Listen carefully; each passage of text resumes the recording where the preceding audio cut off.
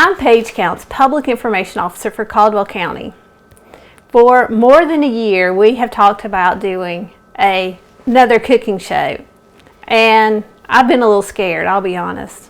It's not my strong suit. I'm not a gifted baker, but I like to bake.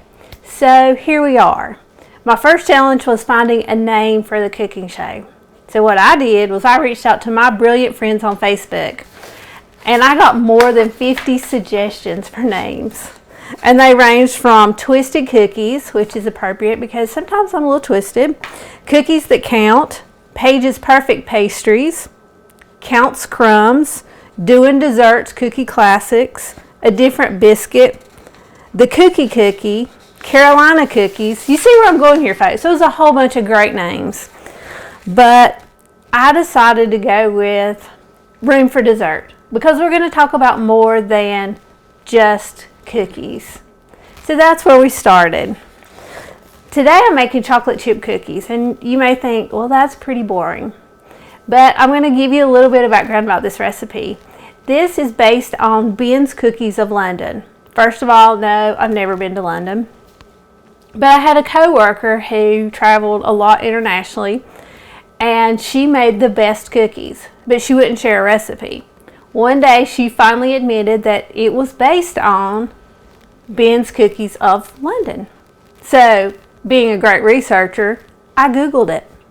And after some trial and error, this is the recipe that I came up with. The first thing you're going to notice is this makes a lot of cookies. Part of that is due to my poor math skills and the fact that I had to convert this from the metric system to cups and ounces and all those great things. So there you go. That's why we're going to make a lot of cookies today. And I want to thank both Keegan and Eric for being here in my kitchen and letting us try this out. And hopefully this is something we're going to do once a month. So we're getting a big thumbs up from Eric because he knows that cookies await. And they've had these cookies, so I think they're fans. We'll see again after a while what they say. Also, these are chewy cookies. So if you are a crunchy cookie fan, you may not be a fan of these. So I start, again, lots of ingredients here, with, and here's our flour. We have 1 3/4 cups of self-rising flour, 1 3/4 cups of all-purpose flour, and a teaspoon of salt. And I sift the flour. I'm going to see if I can do this without making too much of a mess. The other thing I have to confess is I am a messy cook. I've already cleaned the kitchen twice today since I came home at lunchtime. So, and you'll see flour flying. That's okay.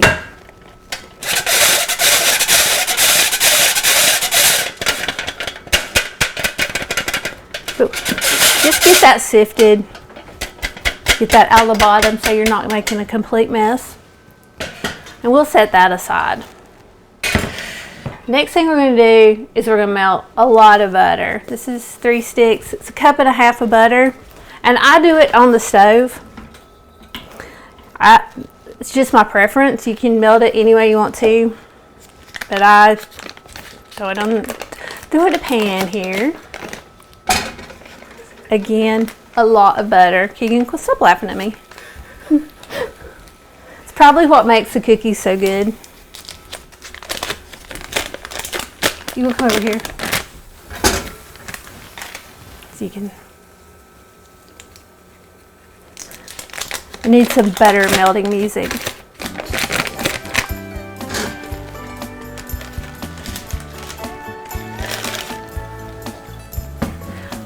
And normally at this point, I probably walk around to where Eric is and throw my butter paper away, but you know, magic of TV, we can't really do that, so we'll take care of that later.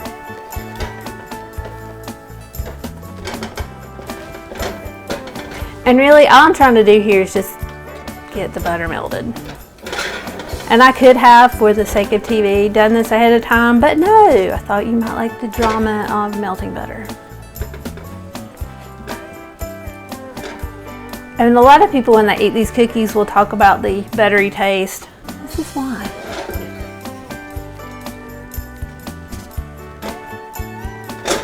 while the butter's melting, and again, I'm a messy cook. You've already seen like 2 spatulas here.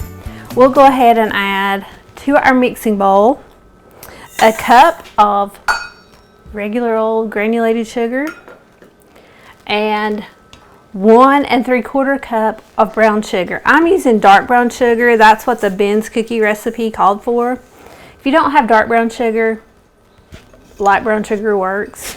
I go back and forth between the two. So it's really whatever your preference is. Sorry, I may have not got my pot on my stove out there. We'll just let that melt.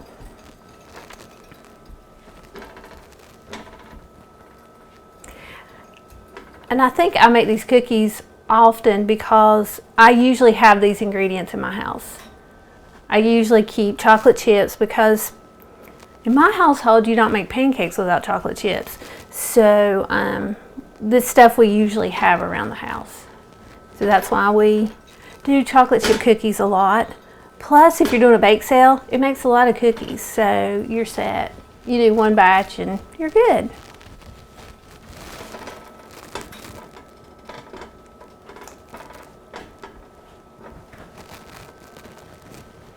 Probably should also say that for those who know my family, I'm not going to be sharing any secret family recipes on this show.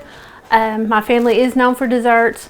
However, I will not be sharing any of those secret recipes that they've held so tightly to because I want to remain part of the family. So I'm just going to go ahead and say that as we begin. Maybe we'll see if I can get my mom to join me sometime. She is quite the baker. I'm not quite that good. But I have fun. And that's what it's about. With our butter melted, we're going to dump it into the mixing bowl. Oh, we didn't get quite melted. That's okay.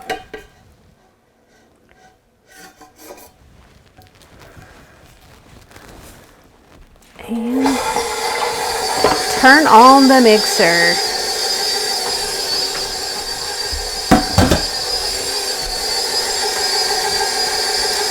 And I really just want the sugar and the butter to get completely blended here. It's really what we're looking for.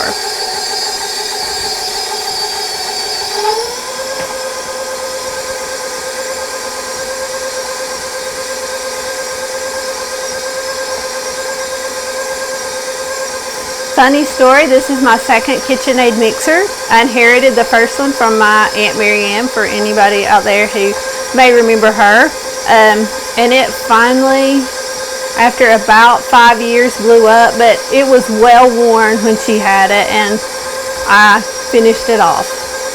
So I was lucky enough to get a new one for Christmas, and I love it. So there's your KitchenAid commercial. After the butter and sugar get well mixed, we're going to add 2 whole eggs.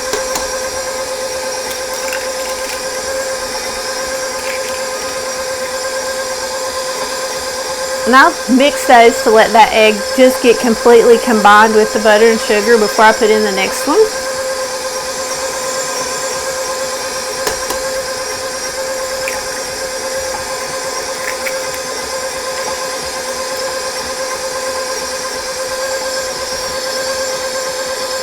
Then we're going to add 2 egg yolks. I never said these cookies were healthy. They're tasty, not necessarily healthy.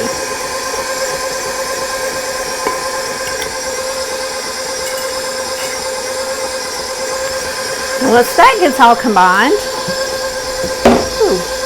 we're going to add 2 teaspoons of vanilla. And I'm usually pretty generous with the vanilla. I don't know. I figure if a little's good, a lot's better.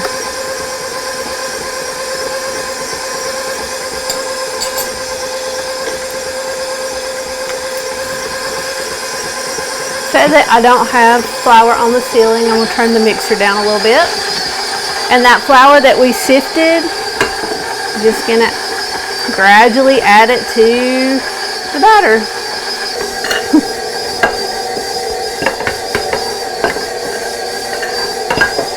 And yes, this mixer came with one of those really fancy guards. I tried that earlier and I had flour everywhere, so we won't be using that today. Maybe when I perfect this a little bit more. I'm gonna make sure we get all the flour mixed in there.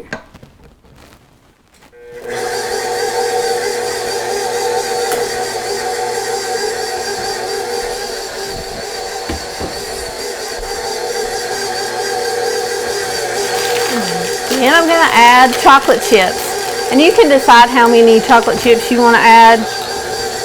My cookies are pretty chocolatey. Ben's of London will tell you that they only use chocolate chunks. Well, sometimes around here chocolate chunks may be a little harder to find. So I just use a whole lot of chocolate chips. Plus it's cheaper, so budget friendly.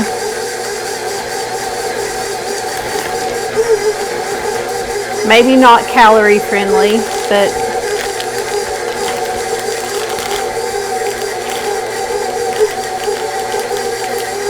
if you're not a huge chocolate fan, you may add less.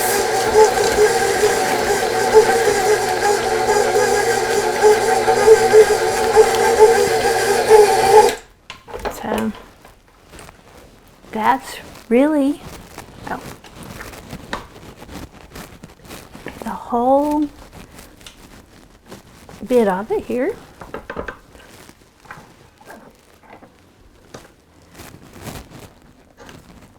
And I know you're not supposed to, but I am a person who will eat raw cookie dough, so occasionally that happens at our house too.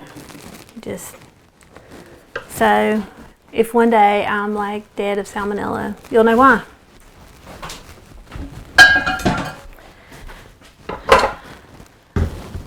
Now this is one of the things I've just kind of learned by doing this.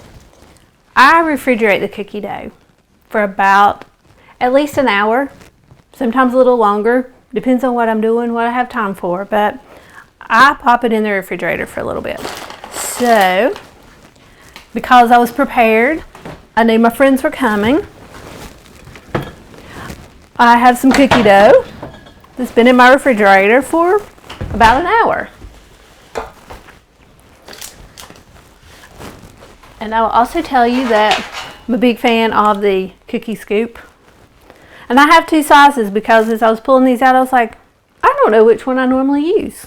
I guess it depends on how big we want our cookies today. And I have out all the cookie sheets. I'm not even going to say this is all I own. I probably own more. Confessions here. Just spray them with some. This is the cooking spray with flour. I spray them and let's try this bigger cookie scoop. And I just start scooping out the cookies. And on this particular size, I will get a dozen cookies on it.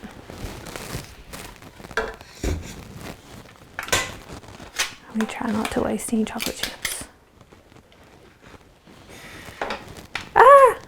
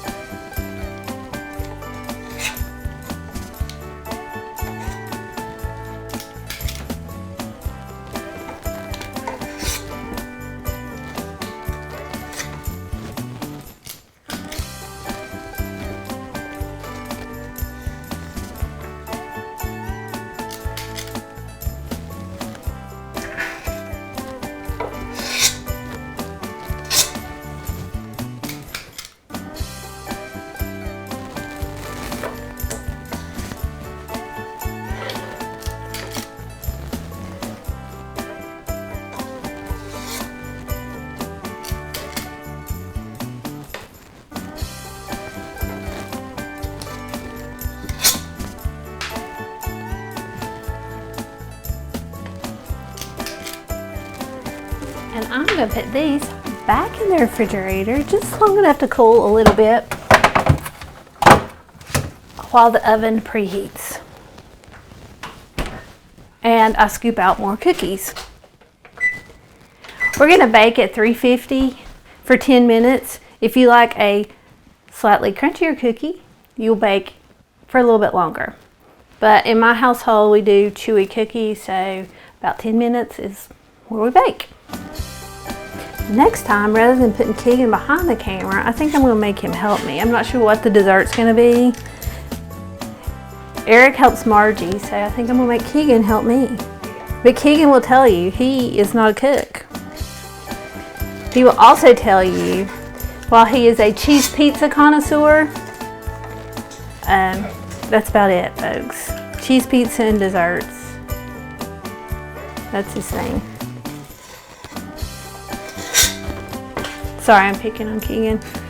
It's just, Eric and I'll try about anything, food-wise. And Eric has really been trying a lot working with Margie, so. While I'm doing this, part of the reason I chose the name Room for Dessert is it's a thing that goes around occasionally. You'll see it on Facebook or other social media formats. Talking about an elderly lady. When she was near death, she told the funeral director that she wanted to have a fork in her hand when she died in her casket. So they were like, why? Why would you want a fork in your hand? That's really bizarre. And she said, because in the South, you often hear when you finish a meal, save your fork. And you knew when you were told to save your fork, there was something better coming. So she saved her fork because there's always room for dessert. And she said, and when I die, I know there's something better coming. So actually the name made me think of that story. And so that's partially why I chose it. And because we're going to make way more than just cookies. I'm getting lots of ideas. I'm surprised none have been shouted from my living room at this point. But there's people trying to be really well behaved. So we'll see what we come up with for next month. This was just an easy way to start for me because this is something I've made a lot. So there you go. There's the cookies. And I always wind up with like some dough left. And my mom has a problem with chocolate. She's allergic, gives her migraine. So sometimes I make a random chocolate chipless cookie for her. Because she's a fan, but she really shouldn't have the chocolate. I also try not to make sure I don't give it to other people who were like, why are you so cheap and didn't give me any chocolate chips in this cookie. Cookie. If you do like a serving of this, will it be like, can you open it and it like the chocolate goes gooey stuff? It's gonna be gooey. Is that like a Subway you don't want it gooey, you want, need to freeze it. Oh, yeah. Like you want me to open it? And it's gonna be gooey. It's seriously gooey.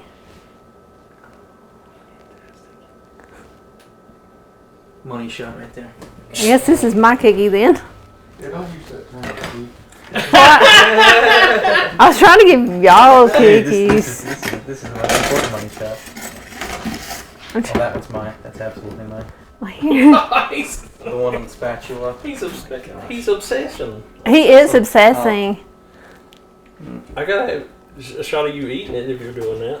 Oh. Sure. I can't see, but I'm shooting it at you. I'm happy. Happy man. Oh, I get one. Well, of course you get one. I get one. I was waking.